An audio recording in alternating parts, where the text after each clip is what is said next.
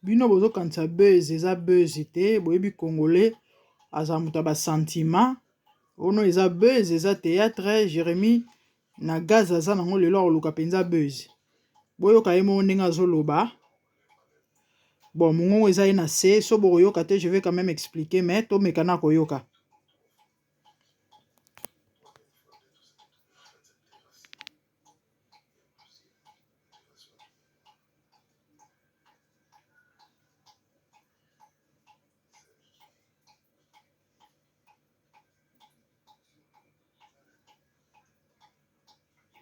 bande oso bozoka te je vais expliquer bopesa quelques minutes hein?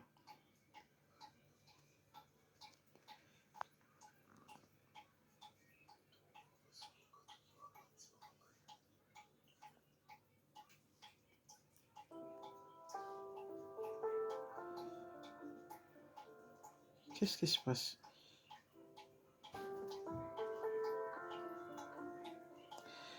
Les amis, excusez-moi. Bandeko o victime mususu. O victime mususu. Bandeko tango baloba ke Kongola mutu mutema mabe. Tokanisa keza kaka bilobela ou encore langage moto mesana nango. Na ebite ou bien de baloba malobeza nanguya et ça la pe ke Kongola koma pe mutema mabe. En fait, c'est compliqué. Bandeko nanga, Jérémie a sala accident. Mutu kebeti tono. Ba se retrouver soki na libulu, soki na terrasse, soki na nini. Et quand ndenge zala boyebi soki accident salami batu baye belé. Batu baye bandeko nanga ba constaté il y avait des morts. Ba kei tango ba zo bimisa batu. Ba bimisi batu, ba bimisi ya liboso ba ya komona Jérémie. Taka ba monye longe Jérémie bandeko ba banjo finga. Muto théâtre ndoki ba kisi, botela ba kisi. Ale batumi abomi batumi bala lekisi batu ya ngara boma batu botala si alexi batumi bale. Nde bilo Jérémie autolo basikoyo nde botabo na tango na tieli bino pardon et vidéo ndenga azo expliquer malheureusement alo bana se vie état na yo encore et situation na ye donc moi aloba out voix akité aza vraiment un état critique les amis azu choc na motu azoki zoki balobi ke mutu a théâtre alinga lia batu les pauvres ngo ya o Shabani de nous mawe nzambe batela mo mobile yo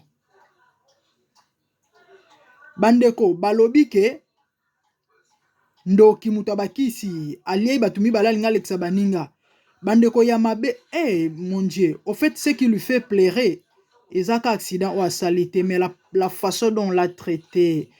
Pourquoi nous sommes comme ça, mon Dieu? Webi des fois na mona neti na kota na ba vie ya batu na mitu ya batu na mitema batu parce que un moment oyo kapenza edo motema etondi koma tokoza mitema mabe boye bandeko mutu asali accident aza na choc aza na état critique oleba kende na hôpital babandi obeta ye makambo na oloba na bino eza biloko Jérémie abimisi donc nga na osala kaka nazo ko translate parce que abandi oloba tellement na seke moyen toyoka eza te babandi kobeta ye kobrutalize ye na eta azalaki nango babotoli ye sak babotoli ye nyonso bazwi de telefone iPhone yango nasalelaka bamisala na ye eza ya telefone ya mosala ndenge alobi na mbongo oyo awuta kosalela mosala awutaki tournage quelque part bafuti bango mbongo ka nde bapesaka bango bino boyebi Jérémie avec son talent avec la grâce qu'il a oh mon Dieu j'ai pas l'argent malheureusement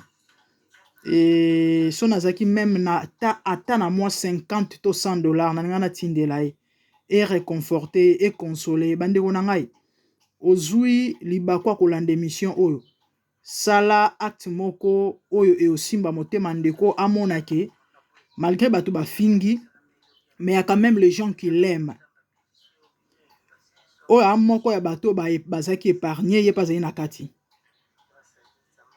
ye kutu namoni aza penza touché penza te oh mon Dieu je n'arrive pas à y croire bandeko ba brutaliser ba beti balobi muto ba théâtre muto ba kisa lukel eksa bato abomi deux personnes ba botoli Jérémie mbongo muto asala accident mais ba beti e congolais motema mabe ba botoli ba téléphone passeport na ezaki na kati ba carte bancaire na ezaki na kati bandeko botala ses frères sous l'émotion donc ça se voit que il a échappé à la mort boyebi ba événement mususu na ebite soki ekomela yo oyebi soki échappé na ba événement mususu ezala penza ke ofrole liwa yango moni mindele so mutu ana eta oyo bazwaka ye bavandisi ye counseling basololi na ye batie moral bakitisi ye bakonsole bareconforte baoluka batia esika moko boye malgré azwi choc te eza na baforme moko il faut balandela psychologiquement parce que ekotrouble mutu ya mutu nayebi te soki osi okutana na baévénement ya bagere boye nga ekomelanga nazala mwana moke makasi meti lelo nayebaka j'avais plus ou moins 6 ans nga mutuka donc bandeko nga na rata liwa na bomwana donc ndeko bomona okokata olela même le Jérémie en question somo ya makambo ekomeli bango les amis avant napesa témoignage nanga moi j'ai une amie ana mboko naza abando teka na shop bakotela ye na babutu soki ba 23h babraka ye munduki batie munduki bimisa mbongo to tire kitisa mutu na se mwana mwasi non je la salata un mois azalaka bien te boka mutu so bo apemela mutu ndire azobanga banga o katalea na eba batongo penza bien te on dirait ça ye azobanga banga do joli akomaka traumatisé na niveau moko siko aobetela bino événement aobetela bino lisolo bomona penza ke no mutu afrole liwa donc mutu penza on dirait oh mon Dieu na okeli Jérémie mawa bandeko na nga mutu asali accident botande ba traité congolais comment on peut être si méchant c'est pas vrai mam na okina matoyi na nga na ondima te bandeko Jérémie asali accident babimisi ye tant ba reconnaître elongine ba beti ye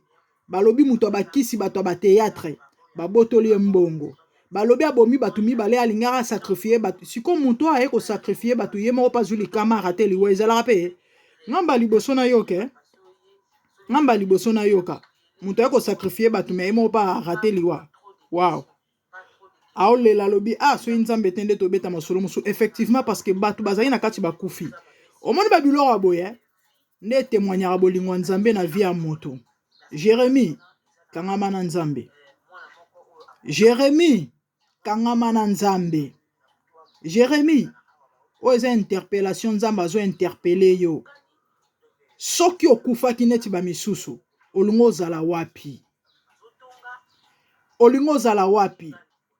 soki oza mwana nzambe oa chrétien otambolaka na yesu gloire à Dieu olingo ke na gloire mais soki quelque part les amis je n'accuse pas Jérémie nazo kolendisa si quelque part moi babiloko mo o conscience nous reproché ok ya makambo enora nzambe te Jérémie olingo kende wapi bomoni babiloko aboye nde etalisa bolingo nzambe na bavi ya bato soko ozali mutu moko ya bambilinga ya kosangisa ya kokota bandaku ezala babiloko oyo mpenza efo ezongisaka mutu giga olobi mpenza en tout cas désormais na tikali kaka na nzambe parce que bible eloba soki nzambe abateli te oyo aobatela azobatela na pamba oh singa na loketo oh protection oh nini eloko te esalaka eloko te c'est Dieu qui protège c'est Dieu qui garde le bandeko na nga naoki pasi naoki mawa oh comment on peut être si méchant non naondima te makambo nayoki na monoko Jérémie naondima te Congolais bandeko to changer vraiment mo nayoka neti nakota na mitema bato nakota na mitu ya bato parce que des fois ba réaction ya bato ezala vraiment nayebi te même na satana kamwaka vous savez quoi ata so moto apumbukaka na butu me na bomoto boye ezalaka na bomoto moko oyo nzambe atya kati na biso esalaka yango bomonaka bandoki na butu akoboma na ye mutu me na moi oka réflexion eye mama lesa nga na boma ye yango mona ebele bakenda badevoila basekret siko nga elekela nga bandeko toa na butu te na réunion bandoki oyo balongoli bato ame eza susu te me toa na moi makasi mutu asala accident vraiment ya solo wana bino boye bobandi kobeta ye bolobi ke no aza na bakisi sans preuve oh mon Dieu c'est pas vrai congolais